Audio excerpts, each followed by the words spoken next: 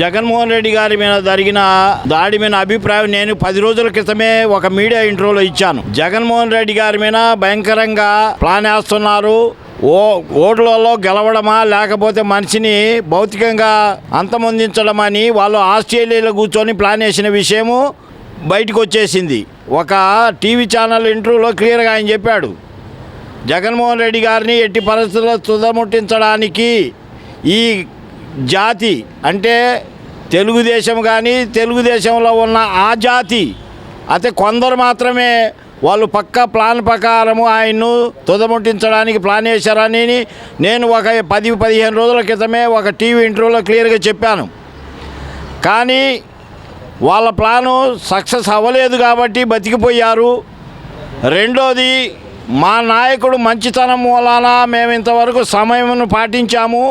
రాత్రి అదే జరిగినప్పుడు ఇమీడియట్గా మేము విజయవాడలో ఉన్న తెలుగుదేశం ఆఫీసులన్నిటిని తగలబెట్టకుండా వదిలేయడమే మేము చేసిన పెద్ద పొరపాటు. ఈసారి అటువంటిది ఏదైనా జరిగితే మాత్రం తెలుగుదేశం ఆఫీసులు కాదు, తెలుగుదేశం నాయకుల ఇళ్లతో సహా ధ్వంసం చేయడానికి మేము సిద్ధంగా ఉన్నాం. ఎస్సీ ఎస్టీ బీసీ మైనార్టీలు నీకు ఎంత పనికిమాలినోళ్ళగా కనపడుతున్నామో అంత ఉద్రిక్తమైన ఉగ్రవాదులుగా తయారై మిమ్మల్ని మాత్రం తొడముట్టించేది మాత్రం గ్యారంటీ. నేను అంతకుముందే చెప్పున్నాను, ఖచ్చితంగా జగన్మోహన్ రెడ్డి గారిని టార్గెట్ చేస్తారు. వాళ్లకు ఈ ఎలక్షను సావో రేవో తేల్చుకోవడానికి చంద్రబాబు నాయుడు వేసిన ప్లాను. చంద్రబాబు నాయుడు ఎప్పుడైతే చచ్చిపోతాడో ఆంధ్రప్రదేశ్కి విముక్తి కలిగినట్టు ఖచ్చితంగా మేము చెప్పగలుగుతున్నాం. ఎందుకంటే ఈ రాష్ట్రానికి పట్టిన శని వాళ్ళ మామను చంపేసి వాడు ఎప్పుడైతే పదవి లాక్కున్నాడో ఆ రోజు నుండి వాడికి డబ్బు సంపాదన తప్ప రాష్ట్రం ఎటుపోయినా, రాష్ట్రం ఏమైపోయినా, పిల్లల స్కూళ్ళు కాలేజీలు ఇవన్నీ ఎటుపోయినా వాడికి సంబంధం లేదు. వాడి బలగం బతకాల సంపాదించుకోవాలన్న ప్లానే. ఇప్పుడు కూడా వాడు ఈ ఎలక్షన్లో నేను మీకు మంచి చేస్తానని చెప్పట్లా. ఎంతప్పటికీ జగన్మోహన్ రెడ్డి గారు ఉగ్రవాది, ఆర్థిక ఉగ్రవాది, ఈ రకంగా రాష్ట్రాన్ని సర్వనాశనం చేయడానికి పూనుకున్నాడని మాత్రమే చెబుతున్నాడు. ఒరే చంద్రబాబు నాయుడు, ఒరే లోకేష్గా, ఒరే పవన్ కళ్యాణ్గా మీకు పేర్లు పెట్టి చెప్తున్నాం. నా కొడకలారా, మీ అంతు తేల్చేదాకా మేము వదిలిపెట్టము. ఈ ఎలక్షన్ అయిన తర్వాత నా కొడకలారా మీరు హైదరాబాద్ నుండి కూడా ఆంధ్రలో అడుగు పెట్టకుండా మీకు సరైన గుణపాఠం చెప్తామని ఖచ్చితంగా మీకు గుణపాఠం చెప్పేదాకా ఈ వైఎస్ఆర్ కాంగ్రెస్ పార్టీలో ఉన్న ఎస్సీ ఎస్టీ బీసీ మైనార్టీలు ఎవరు కూడా వదిలిపెట్టరు. ఖచ్చితంగా మేము చెప్తున్నాం.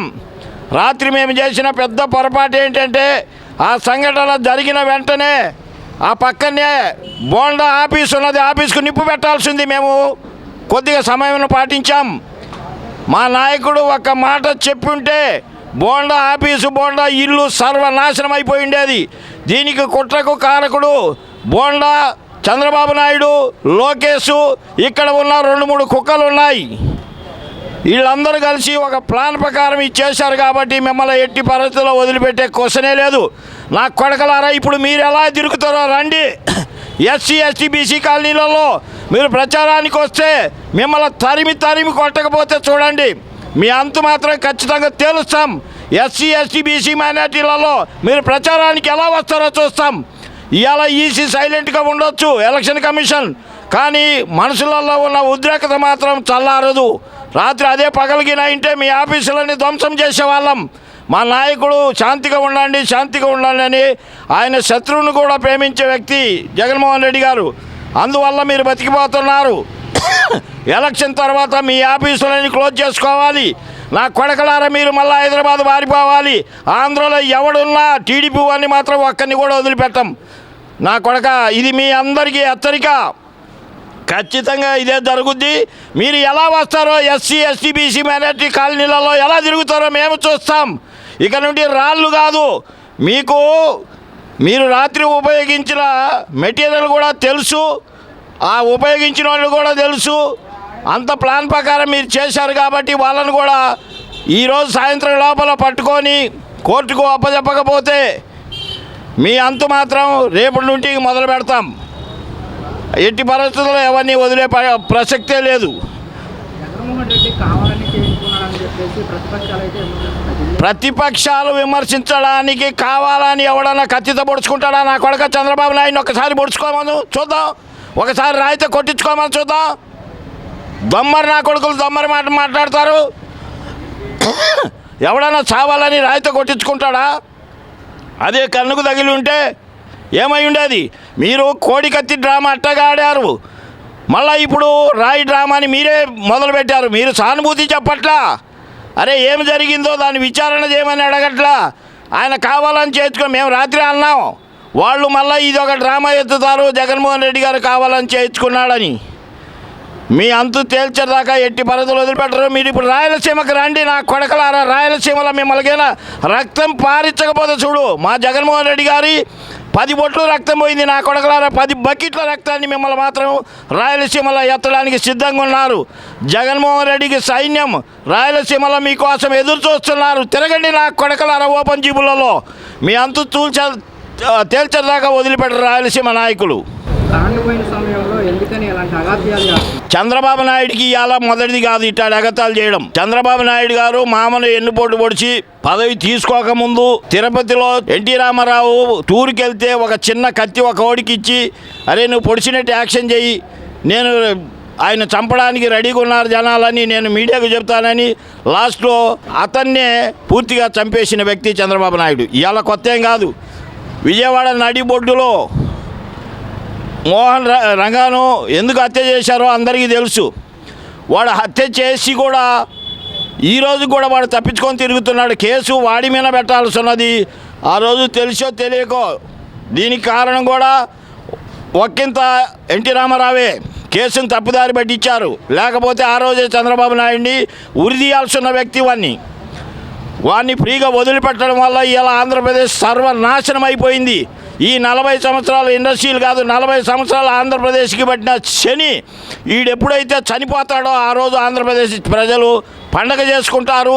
ఆంధ్రప్రదేశ్ అప్పుడు బాగుపడుద్ది. చంద్రబాబు సంఘ కూడా జగన్మోహన్ రెడ్డి నేనేంటో చూపిస్తాను కూడా కొన్ని వార్నింగ్ అయితే ఇచ్చాడు చంద్రబాబు నాయుడు. చంద్రబాబు నాయుడికి ఇదే పని కదా. చంద్రబాబు నాయుడు జగన్మోహన్ రెడ్డి గారు సీఎం అయిన దగ్గర నుండి నేనేంటో చూపిస్తాననే కదా వాడు చేసింది. వాడి ప్లాన్ అంతా పాదయాత్రలో ఎలా చేశాడో ఇక్కడ దాకా రానిచ్చి వైజాగ్లో వాడు ప్లాన్ ప్రకారం వేశాడు. ఇప్పుడు ఇది ఖమ్మోళ్ళు ఉన్న ఏరియా, కృష్ణా గుంటూరు జిల్లాలలో ఏది చేసినా కొంతవరకు నాకు మేలు జరుగుద్దని ఆ ప్లాన్ వేస్తున్నాడు.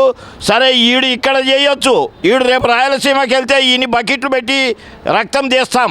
మామూలు కాదు, నువ్వు 4 బొట్లు మా నాయకుడి కింద పడ్డాయి, నీకు 4 బకెట్లు నిన్ను మాత్రం రక్తం తీయంది మాత్రం రాయలసీమ ప్రజలు వదిలిపెట్టరు.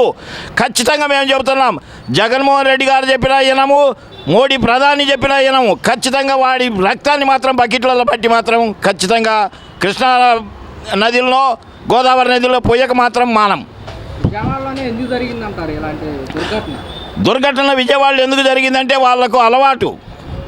వాళ్ళకు ఇక్కడ వాళ్ళ పార్టీ నాయకులు కానీ వాళ్ళ కులానికి సంబంధించిన వాళ్ళు కొంతమంది మాత్రమే వాడికి హెల్ప్ చేస్తారు, ఎవరు చెయ్యరు. కాబట్టి ఇది ఒక అడ్డగా ఎంచుకున్నాడు వాడు. బోండా ఉమా అక్కడ 50 మందిని బ్లేడ్ బ్యాచ్ని లేకపోతే 50 మంది ఈ క్యాట్ బాల్ ఆడే వాళ్ళని మొత్తం వాడి చుట్టే ఉంటారు. వాడు ఒక్కొక్కడికి రోజుకు 1000 రూపాయలు ఇచ్చి వాడు ఆఫీస్ చుట్టూ కాపలా పెట్టుకుంటున్నాడు. అందుకే సింగనగర్ నా అడ్డ అనేది వాడు. సింగనగర్లో ఉన్న బ్లేడ్ బ్యాచ్ మొత్తం ఆంధ్రప్రదేశ్లో కాదు, విజయవాడ సిటీలో మొత్తం చేసిన వ్యక్తి వాడు. ఈటేమో బుద్ధ వెంకన్న, వాడు కాల్మనీ సెక్స్ రాకెట్కు వాడు సూత్రధారి.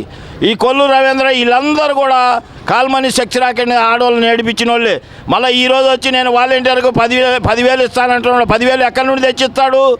నువ్వు అసలు వాలంటీర్లో పనికిరానండి, ఈరోజు నువ్వు 10,000 ఇస్తానంటే దాని అర్థం ఏంటి?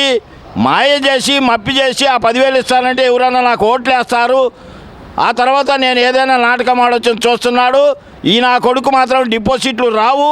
ఖచ్చితంగా 175కు ఈ 175 ఖచ్చితంగా మేము గెలవబోతున్నాము.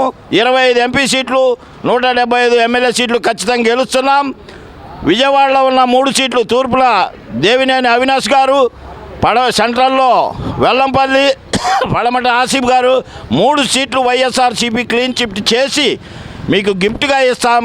ఆ తర్వాత మీరు విజయవాడను వదిలేసి పారిపోవడక తప్పదు.